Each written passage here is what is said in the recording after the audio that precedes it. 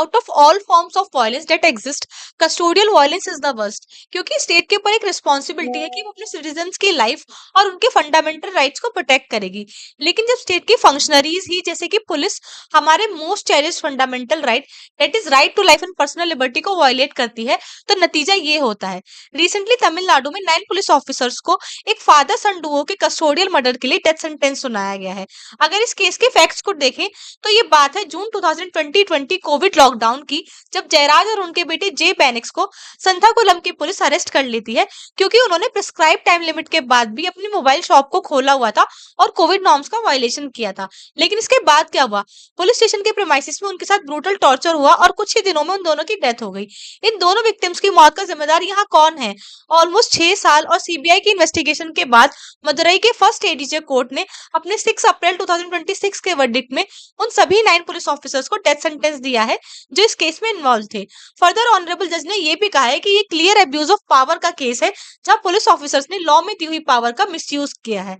इस केस में involve 9 police officers के ऊपर आईपीसी के सेक्शन 302 के under murder, section 342 of IPC के अंडर रॉन्गफुल कन्फाइनमेंट और common intention plus common object के चार्जेस लगाए गए हैं और उन्हें डेथ सेंटेंस दिया गया है।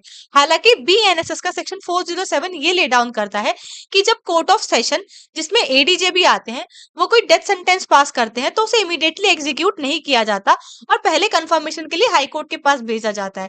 और जब तक हाई कोर्ट अपना कंफर्मेशन नहीं दे देती तब तक कन्विक्टेड पर्सन के डेथ सेंटेंस को एग्जीक्यूट नहीं किया जाता और उसे अबेयंस में रखा जाता है।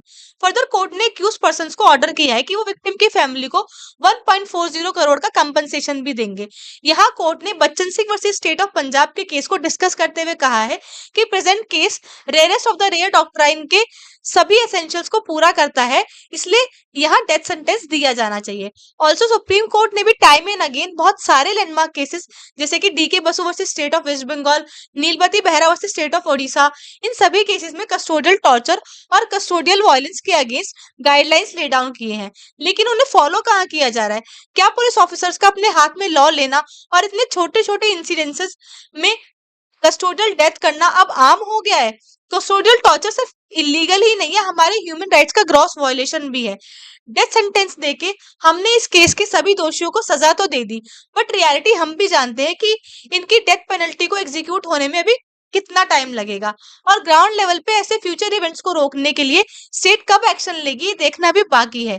क्योंकि कस्टोडियल टॉर्चर और वायलेंस के अगेंस्ट गाइडलाइन ले डाउन करना एक बात है और रियलिटी में उनका इम्प्लीमेंटेशन करना दूसरी बात। आपके इस केस पे क्या व्यूज है, हमें कमेंट बॉक्स में जरूर बताएं।